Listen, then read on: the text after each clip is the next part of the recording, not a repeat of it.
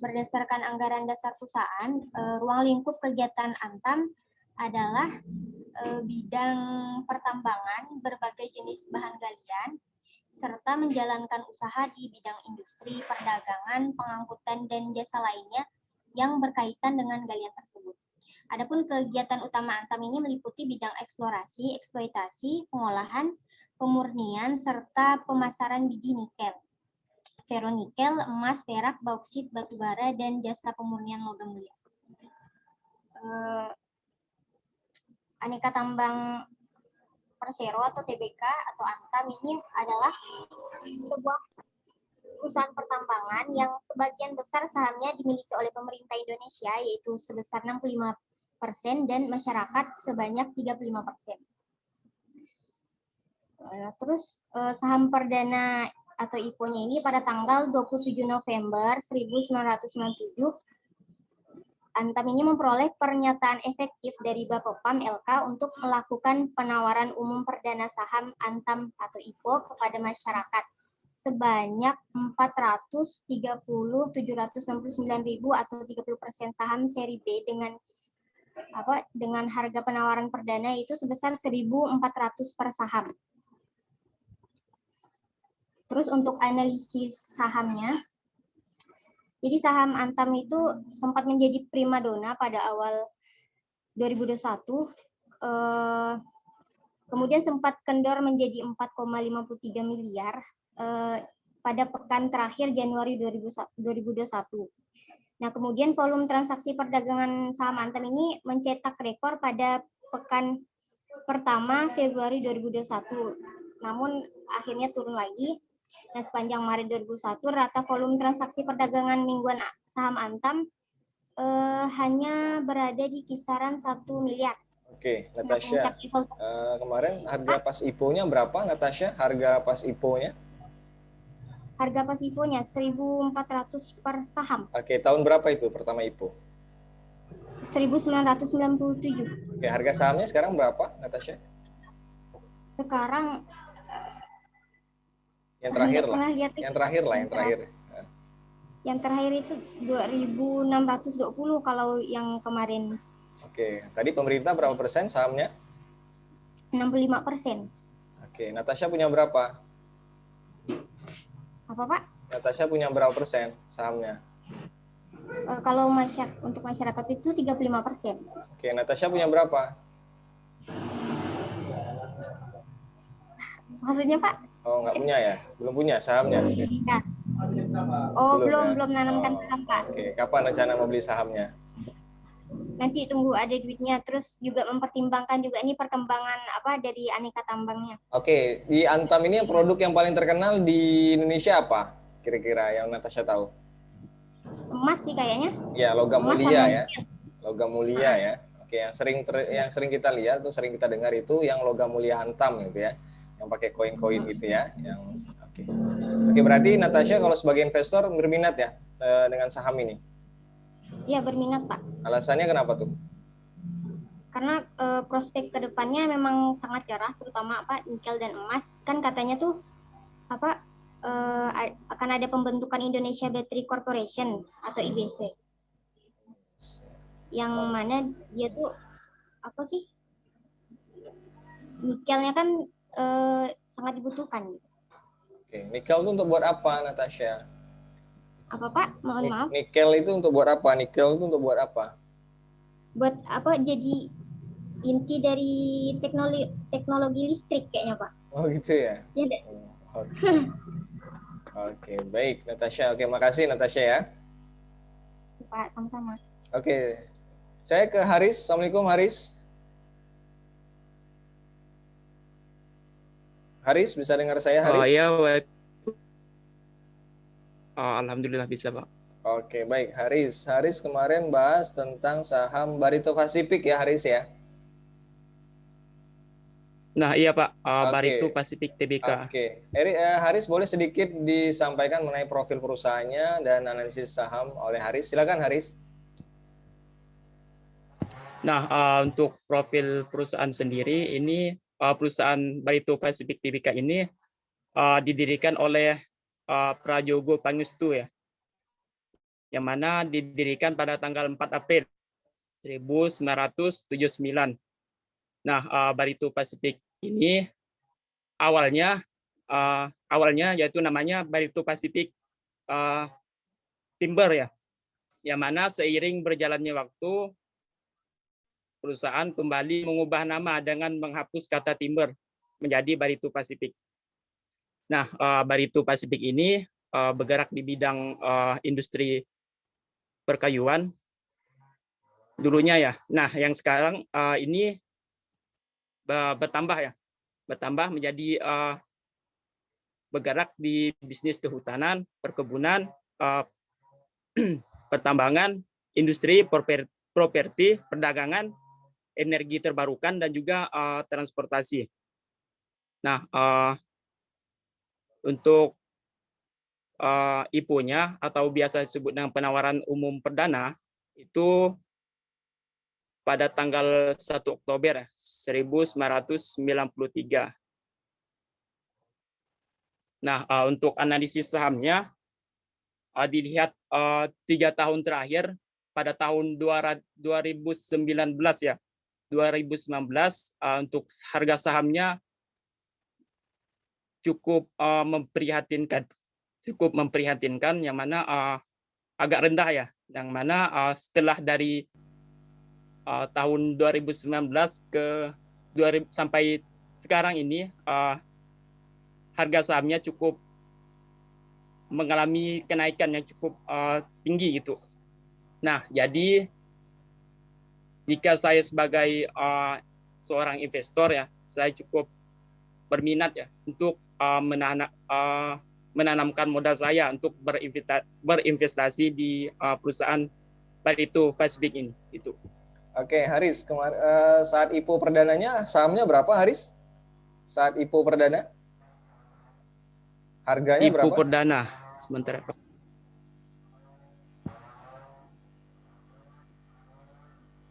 7.200 Pak. Oke, sekarang berapa saat ini? Saat ini Ya, terakhir inilah. untuk bulan terakhir ini Ya, yang 1.065 Pak. 1.065 Untuk bulan Maret ini. Waktu ya. IPO 7.000. Iya Pak. Waktu sekarang 1.000. Jauh banget ya? Iya, cukup jauh sih. Benar gitu ya, Haris ya? Berarti sahamnya kalau tadi kan yang di Antam itu kan harga perdana 1.000 ya, sekarang 2.000. Ya, lumayan lah ada kenaikan kan. Berarti kalau di Barito Pacific ini turun jauh ya, Haris ya? Lumayan turun jauh sih Pak. Ya. Kenapa kok Haris masih tertarik dengan saham itu?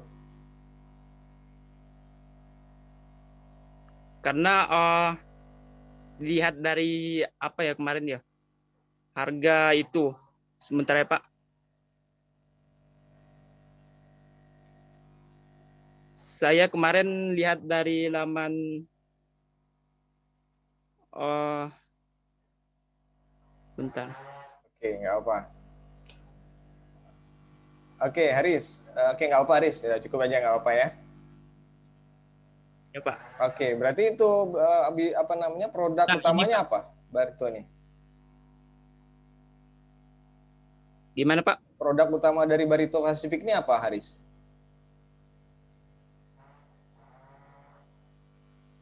Produk pertamanya utama. Oh, itu industri perkayuan Pak. Kayu ya? Oke ya. Iya, kayu. HPH kan dia? Iya Pak, gimana? Apa industri pengelolaan atau penambangan nih? Atau apa? Oh, penambangan Pak. Oke. Oke, baik Haris. Makasih Haris ya. Oke, ya, siap Pak, ke sama-sama. Rani Wulandari. Assalamualaikum Rani. Waalaikumsalam Pak. Oke, baik Rani. Oke Pak. Ya, oke, nggak apa-apa. Kenapa? Rusak kameranya? Enggak, Pak. Sinyalnya di sini kurang, Pak. Oke, baik. Rani bahas tentang BTPN Syariah ya. Iya, Pak. Oke, boleh sedikit dijelaskan mengenai profil perusahaan dan analisis Rani tentang BTPN Syariah. Silakan Rani. Baik. Untuk BTPN Syariah bergerak di bidang perbankan berdasarkan prinsip syariah yang dimana termasuk Bank Syariah ke-12 pada tanggal 14 Juli 2014 di Indonesia dan merupakan bank syariah kedua yang listing di Bursa Efek Syariah. Perusahaan ini berdirinya bernama PT Bank Sahabat Purbadanarta pada tanggal 7 Maret 1991 di Semarang, kemudian berubah menjadi Bank Tabungan Pensiun Nasional TBK, yang dimana kemudian berubah kembali jadi Bank BTPN Syariah, yang dimana keputusan dari perubahan tersebut sudah diputuskan oleh Otoritas Jasa Keuangan pada tanggal 22 Mei 2014. Dan untuk tanggal IPO-nya yaitu tanggal 8 Mei 2018 dengan saham penawaran yaitu Rp770.370.000. Dan Bank PTPS sendiri melakukan IPO pada tanggal 25 April 2018 dengan mendapatkan pernyataan efektif dari OJK. Selanjutnya tanggal 8 Mei itu baru mencatatkan di Bursa Efek Indonesia dengan sekitar 975 per lembar. Dan untuk daftar pemegang sahamnya yaitu PT Bank BTPN mendapatkan presentasi 70%, untuk masyarakatnya yaitu 29,97%, dan untuk saham treasury itu dia cuma dapat 0,03%. Dalam pemegang. Oke, Rani, saham treasury itu apa, Rani? Saham treasury itu apa ya, Pak? Oke, nggak apa. Tadi harga perdananya berapa, Rani? Harga perdana untuk itunya Pak? Ya, pas IPO saham ya. penawaran Rp770.370.000, Pak. Oke. Lanjut. Dalam pemegang sahamnya juga pengendali terakhirnya yaitu Bapak Sumitomo Mitsui Financial Group, yang dimana melalui Sumitomo Mitsui Banking Corporation. Dan untuk manajemennya yaitu presiden komisarisnya saat ini yaitu Bapak Kemal Aziz Tambul dengan presiden direkturnya yaitu Hadi Wibowo. Untuk bidang usahanya pun terdapat dua jenis yaitu funding atau simpanan dan juga finansial atau pembiayaan. Untuk pergerakan sahamnya sendiri pun yang saya telaah untuk yang pada 6 bulan terakhir, pada 6 bulan terakhir itu masih harga 4.200 pada bulan Desember. Selanjutnya untuk bulan April menurun menjadi 3.400. Kemudian terakhir lagi saya lihat pada bulan Mei mengalami penurunan yaitu menjadi 3.240.000. Gitu, Pak. Oke. Sebagai seorang investor tertarik dengan saham ini, Rani? Alasannya? Sebenarnya masih ragu, Pak. Cuman karena berpikirnya karena saya juga ekonomi Islam, jadi saya berpikirnya menarik juga sih, Pak. Soalnya nantinya nih kan katanya nih bank syariah nih bakalan lebih bagus lah, Pak. Maksudnya dari bank konvensional nantinya ke depannya. Oke. Oke, sekarang harganya 3.000-an ya sahamnya ya? Iya, Pak. Iya, Pak. Sempat menyentuh 4.000 ya? Sempat nyentuh 4.000, Pak, pada 6 bulan terakhir. Tapi harga saham perdananya tadi berapa? 800 ya? 700 ya? Iya. Oke, berarti memang kalau seandainya waktu tahun 2018 itu Rani beli sahamnya dan sekarang naik 4.000 lumayan ya. Sayang waktu itu nggak beli ya. Iya, Pak. Oke, baik. Nah, jadi teman-teman sebagai info ya BTPN Syariah ini sebagai bank kedua yang setelah IPO ya, selain dari Bank Rakyat BRI Syariah, tapi BRI Syariah juga sudah melebur ke BSI ya.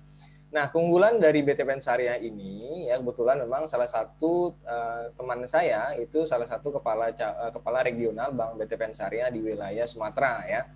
Jadi memang keunikan dari Bank BTPN Syariah ini rata-rata pegawainya adalah wanita atau perempuan, ya. Hampir 90%-nya pegawainya adalah wanita atau perempuan. Jadi teman-teman yang awat, yang perempuan, yang bisa nanti kalau memang pengen berkarir di bank syariah, bisa salah satu menjadi menjadi alternatifnya itu di BTPN Syariah. Dan keunikan yang kedua adalah nasabah pembiayaannya juga rata-rata adalah menyasar kaum wanita atau ibu-ibu, ya. Jadi hampir 90% ya untuk pembiayaan syariahnya itu ke mikro kecil, ya, ultra mikro, ke ibu-ibu, ya, UKM yang dipegang oleh ibu-ibu atau wanita. Jadi menyasarnya memang pada wanita. Hampir 90% pegawainya wanita, dan sasarannya juga pada pemberdayaan ekonomi ibu-ibu atau wanita. Jadi seperti itu. Gitu ya Rani ya. Dapat nggak info itu Rani?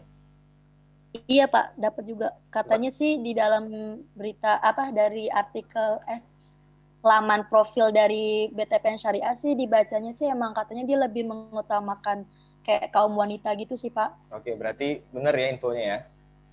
Iya Pak. Oke, makasih ya Rani ya. Iya Pak, sama-sama Pak. Baik, saya lanjut ke Hakam. Assalamualaikum Hakam.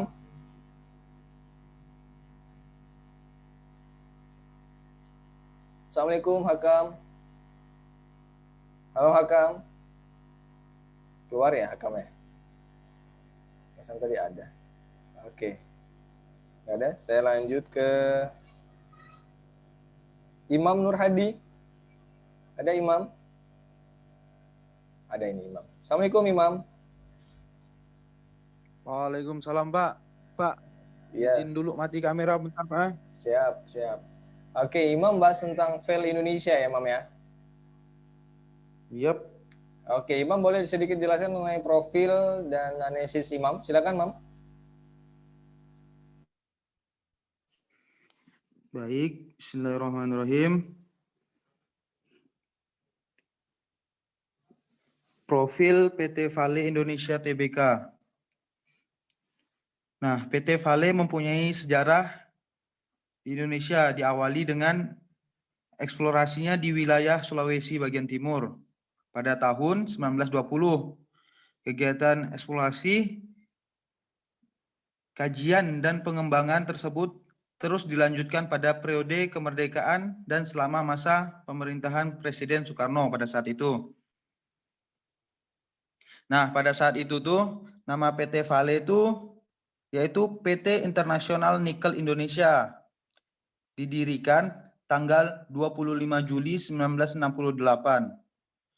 Nah, kemudian tahun tersebut PT Vale dan pemerintah Indonesia menandatangani kontrak karya atau KK yang merupakan lisensi dari pemerintah Indonesia untuk melakukan eksplorasi, penambangan, dan pengolahan biji nikel di Indonesia itu sendiri.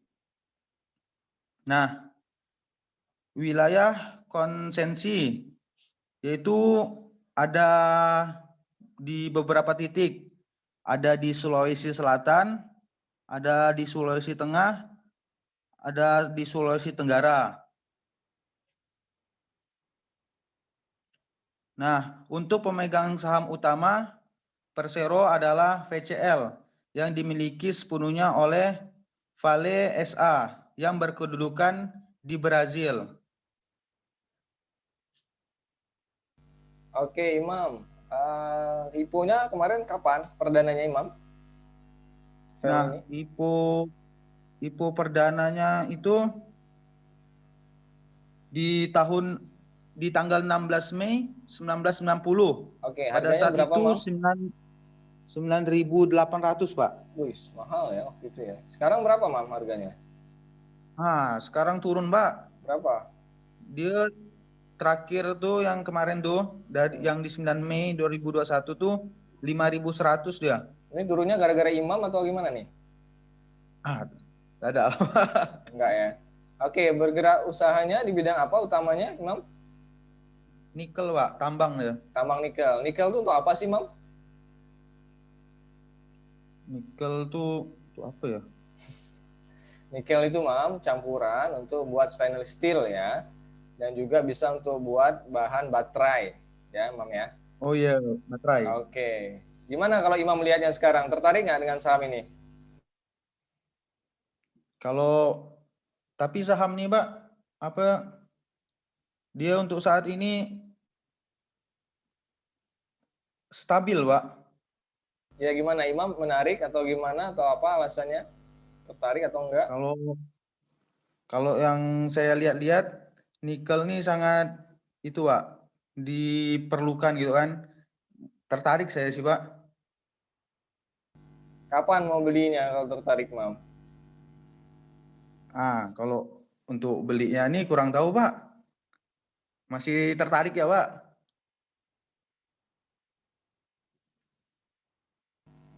Oke, baik Mam, makasih Mam ya. Oke, Pak, sama-sama. Oke, baik, siap. Saya ke Okca ya. Ya, Pak. Assalamualaikum Okca. Waalaikumsalam. Oke, Okca bisa digedein suaranya Okca? Bisa, Pak. Oke, Okca bahas tentang PT Charon Pokpen Indonesia ya. Iya, Pak. Oke, suaranya agak kecil Okca, boleh digedein suaranya atau di suaranya? Boleh sedikit. Oke, silakan Okca dibahas. Jadi PT Charon Pokpen ini emiten sektor emulsif terbesar di Indonesia. Charon Pokpen memperoleh izin dari pemerintah RI pada tahun 1971 dengan fasilitas penanaman modal asing. Produksi komersialnya dimulai pada tahun 1972. Saat ini kegiatan usaha berdasarkan anggaran dasar terakhir ada 16 kegiatan usaha. Terus produk utamanya ada 3, pakan ternak, terus day old chick, sama makanan olahan. Makanan olahan mungkin banyak yang tahu kayak merek Golden Fiesta, Cem, Oke. Terus penawaran umum perdananya pada tahun 1961, harga penawarannya 5.100. Terus PT Charon Pokpen ini rutin membagikan dividennya setiap tahun. Terus pergerakan sahamnya, kalau berdasarkan 7 Mei waktu itu, harga sahamnya sebesar 6.600. Pergerakan saham dari Februari stabil, terus melonjak pada bulan April sampai 7.750. Dari awal 2021, saham terendah tuh 5.750. Terus bulan Februari, saham terendah 5.750 pada bulan Februari. Terus paling tinggi 7.750 pada bulan April. Terus pas menjelang akhir April, harga saham mulai turun. Jadi pas bulan 7 Mei terakhir 6.600, terus hari ini harga sahamnya naik lagi jadi 7.100. Lumayan ya. Oke, tadi produk utama yang Java itu ya? Itu Pak, Fiesta ya, nugget ya? Iya Pak. Oke, sering beli Okca? Enggak Pak. Pernah? Pernah. Oke, gimana rasanya? Enak sih Pak. Oke, nah berarti apa? Okca berminat nggak dengan saham ini kalau sebagai investor?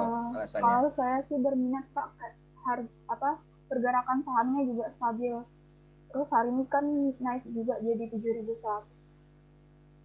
Oke, siap. Baik, makasih Okca ya. Oke, baik rekan-rekan dan teman-teman semuanya. Jadi kalau sebagai orang di ekonomi Islam atau ekonomi syariah, jadi kalau kita melihat pergerakan untuk perusahaan-perusahaan, memang yang kita kejar adalah ketika kita menjadi seorang investor, yang kita kejar adalah nanti dividen atau bagi hasil yang akan dihasilkan setiap tahun ya. Kalau kita kalau misalnya cuma main untuk capital gain, yang mencari coba-coba dan sebagainya, itu memang khawatiran ya, ada khawatiran nilai-nilai syariahnya akan kikis ya. Tapi kalau misalnya saya sebagai seorang investor, untuk saran saya, kita beli perusahaan atau beli saham perusahaan itu nanti nanti yang kita tunggu adalah dividen tahunannya. Itu lebih, insya Allah lebih berkah gitu ya, kalau sebagai untuk kita berkecimpung di saham syariah. Gitu ya. Oke, baik rekan-rekan sekalian. Terakhir boleh ke Wahid. Assalamualaikum Wahid. Ada nggak Wahid?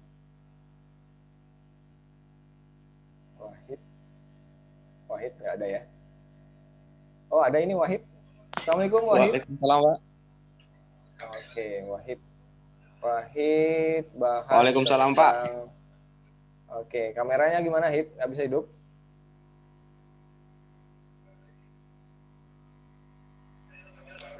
Kameranya Nggak bisa hidup, ya, Wahid? Pak. Oke, siap. Wahid, bahas tentang Indofood ya. Wah, ini menarik nih. Pak, coba, Pak. Oke. Indofood Iya, ya, Pak. betul ya Wahid ya? Oke, boleh dijelaskan sedikit Wahid, silakan.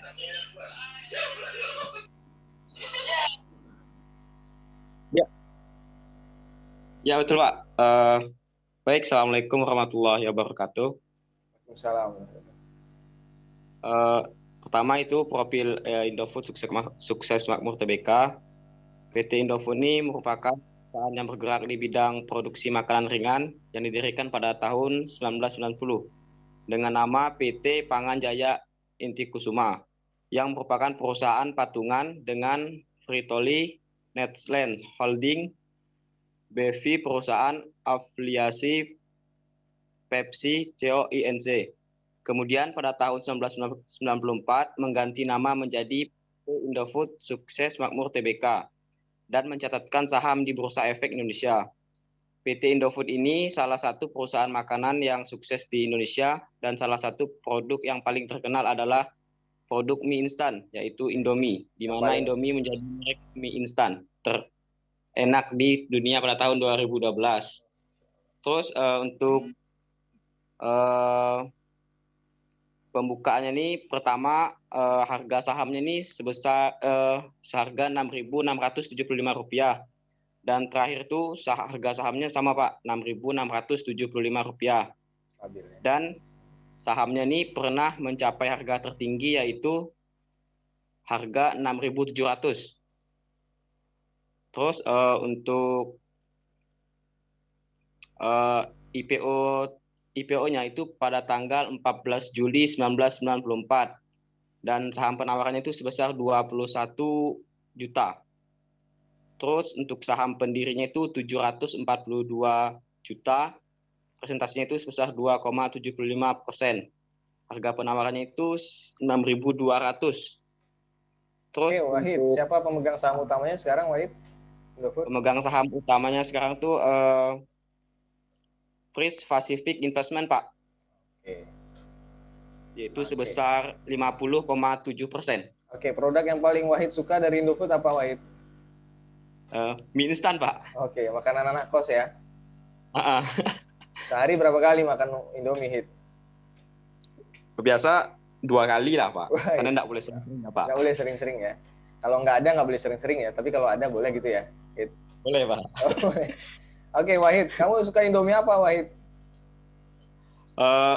Indomie itu, Pak. Indomie goreng. Goreng ya. Oke, Wahid, kalau sebagai investor berminat nggak dengan saham ini, Wahid? Berminat, Pak. Oke, kenapa alasannya, Wahid? Karena Indomie ini, Pak, sahamnya ini bisa dikatakan, Indofood ini sahamnya ini bisa dikatakan paling sukses ya, Pak. Di Indonesia kan tadi udah ada sedikit penjelasannya. Dan salah satu makanan yang sangat diminati gitu, Pak. Jadi berkemungkinan besar tuh sahamnya tuh akan terus melonjak naik gitu, Pak. Bisa stabil juga ya. Oke. Oke, Wahid. Ya, Pak. Oke, makasih Wahid ya.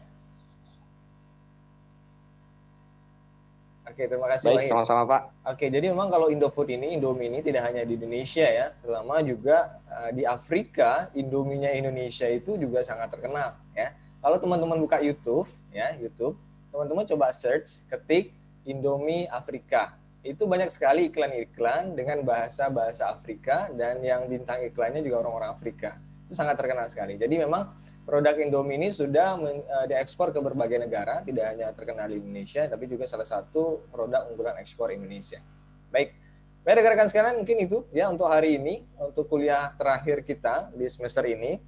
Dan mudah-mudahan ada manfaatnya untuk kuliah pasar modal, terutama untuk tugasnya minimal teman-teman sedikit dapat gambaran mengenai oh saham itu seperti ini.